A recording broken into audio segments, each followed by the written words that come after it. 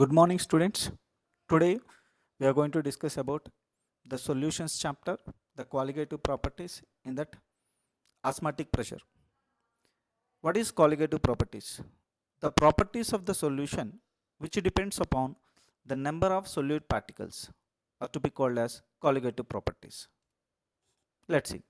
The properties of the solution which depends upon the number of solute particles. That means the quantity of a solute. Quantity of a solute. That means it does not depends upon the nature of solute and the nature of solvent, whatever it is. Only it depends upon the only quantity of solute only, the number of particles of the solute only. That properties are called as colligative properties. In that, the very important osmotic pressure we are going to be discussed now. Let's see the what is osmotic pressure. Before going to discuss about osmotic pressure, we want to know about what is osmosis. Let's see. Osmotic pressure is the one of the colligative property. Before going to learn about osmotic pressure, we have to learn about what is osmosis. Look at osmosis. Osmosis is a spontaneous process. That means the movement of solvent particles from pure solvent to the solution through a semi-permeable membrane or from low concentration to high concentration is to be called as osmosis. That means only the pure solvent particles are moving from one side to another side. That means low concentration to high concentration. In this, very important is the solvent particles are only moving through semi-permeable membrane. It is very important point. Let's see the diagrammatic representation of osmosis. Let's see the diagrammatic representation of osmosis. It is the pure, it is the solution.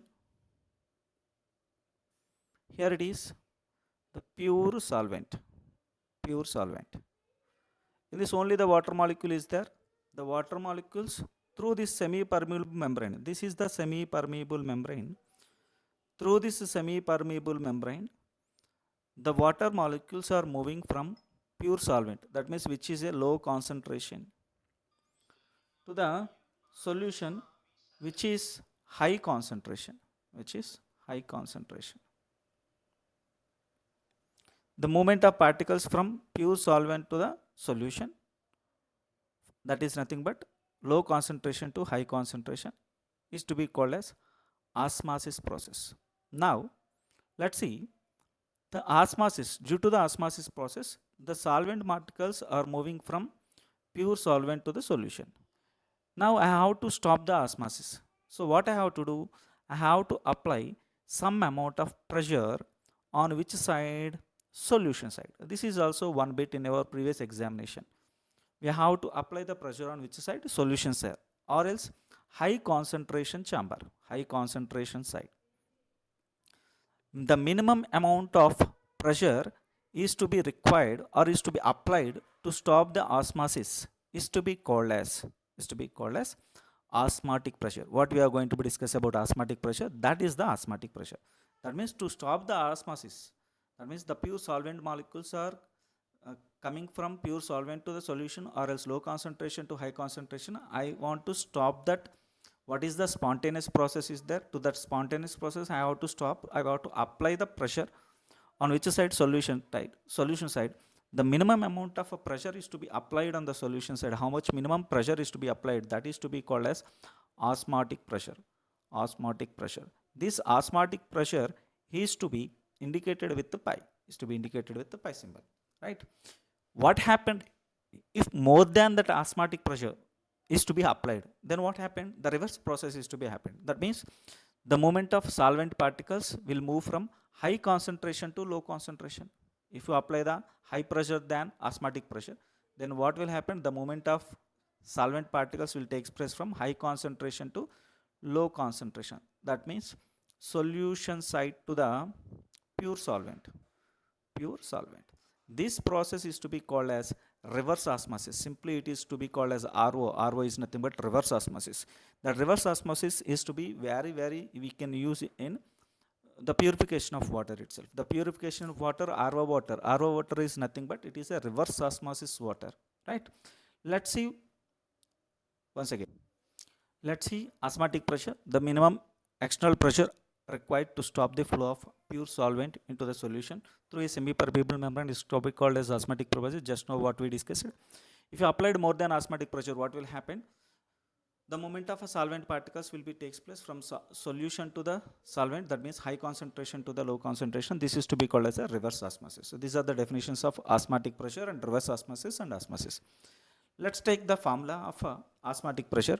The osmotic pressure pi is directly proportional to the concentration of the solution. Nothing but pi is equals to pi is proportional to Ct at a constant temperature.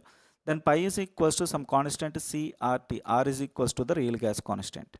What is the C here? Concentration. Concentration is nothing but molarity, nothing but N by V. N is equals to number of moles of a solute, number of moles, and V is equals to volume of a solution in liter, volume of solution in liter, right? Simply we can write pi is equals to N by V RT also, N by V RT also. Here very important one is this pi, which is nothing but osmotic pressure, is to be used to find the molecular weight of biomolecules, to find the which of the following colligative properties used to find the colligative properties of biomolecules. That is nothing but osmotic pressure, n number of times repeated question. If two solutions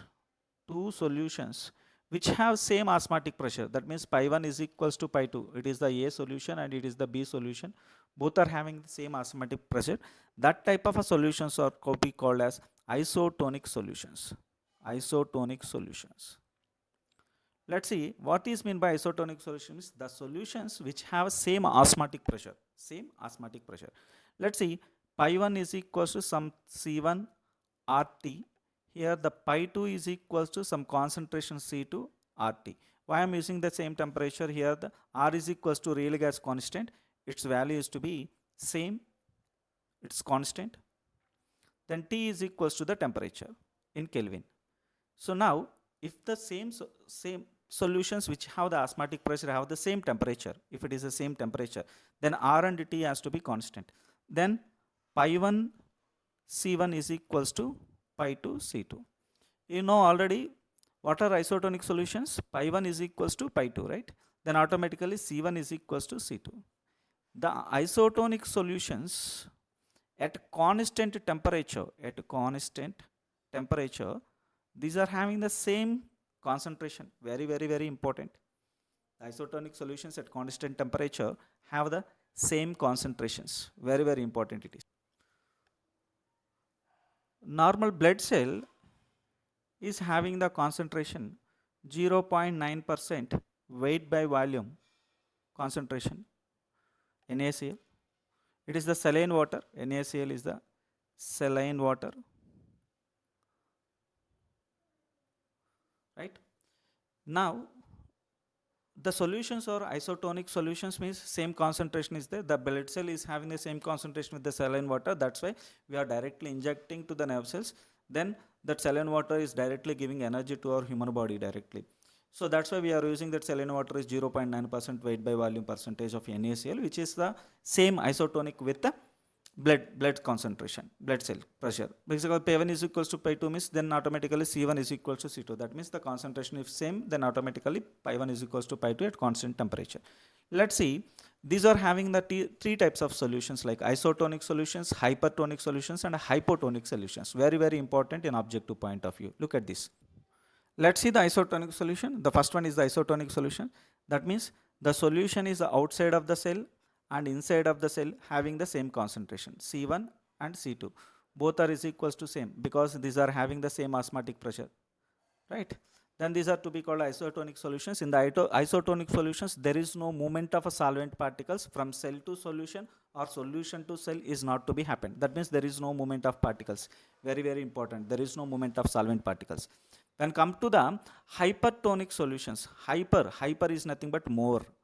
That means if the solution is having the more concentration, right? Then what will happen? The cell is having the less concentration, solution is having more concentration. Then the movement of solvent particles from low concentration to high concentration. That means the solvent particles are moving from cell to the outside. That means solution. That means the cell size has to be decreases. That means cell shrinks will be happen. Very important. In hypotonic solutions, what is the hypotonic solution? Solution is having low concentration. Solution is having low concentration. The solution is having the low concentration. Then what will happen?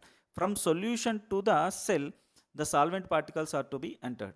Hence, the cell size has to be increases. That means cell will be swelling can be takes place. These are to be called as hypertonic solutions. Hypertonic solutions, hypotonic solution, isotonic solutions. These are very, very important. In the hypertonic solution, the cell will be shrink. In the hypotonic solution, cell will be swelling will be takes place. This is about osmotic pressure, very, very important. The problems also very, very important. In the if want of factor is also used, we can use the formula pi is equals to ICRT. I is equals to want of factor. The next class we will discuss about what is want of factor and what is the importance of want of factor in the colligative property. Hope you understand and enjoy the class. Happy learning. Take care. Bye.